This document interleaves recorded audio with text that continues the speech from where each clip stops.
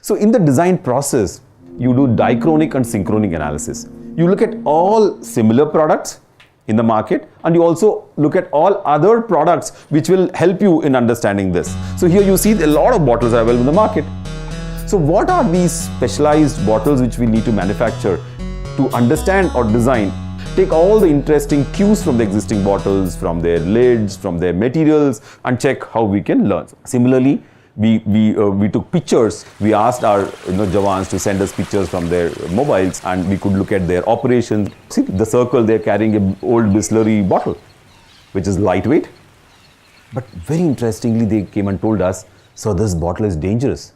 Because this old Bisleri bottle or the old Coca-Cola bottle we carry makes sound. And that sound is very dangerous for us. It reveals where we are and we may get shot. It is life and death. It is not that simple. So that was a great insight we learned from them.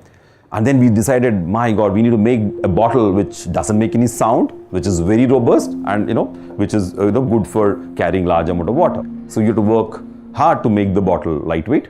So every context situation is leading to a material selection for my bottle, see? And then we also looked at all the available international filtration, mechanisms.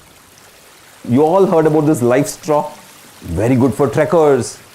And our CRPF also was inspired and they bought some life straws for themselves. But they found out that it is not very useful because the type of clogging which happens to them is very high. And you spend 2,000 to 8,000 rupees on this small unit.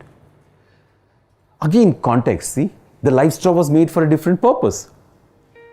It is not for the critical context of a CRPF Jawan who is under operation and he's in the field, with no water, heavily thirsty.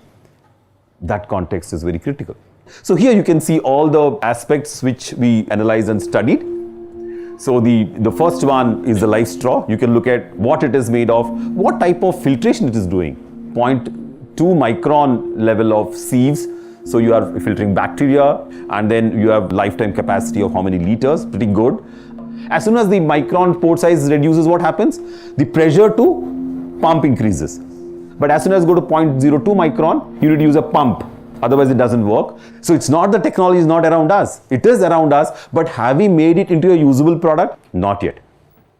We can go that route. But remember, we have made a mandate for ourselves that within the students' project, we will take the project forward. So finally what we did, our concern was very immediate. So we chose the AquaGuard on the Go, which is this particular the filter bottle, and this filter bottle has the nano filtration inside this detail. But we said we won't use this bottle.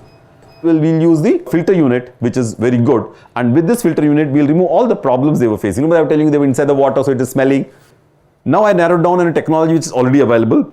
So now our design can leapfrog because now we have designed a technology. So what are the other things which we'll do? This technology has small pore sizes, cheaper and replaceable, extremely cost effective, easily available in Indian market. So now what is the next step we should do? We must see within the context, will it work in this situation?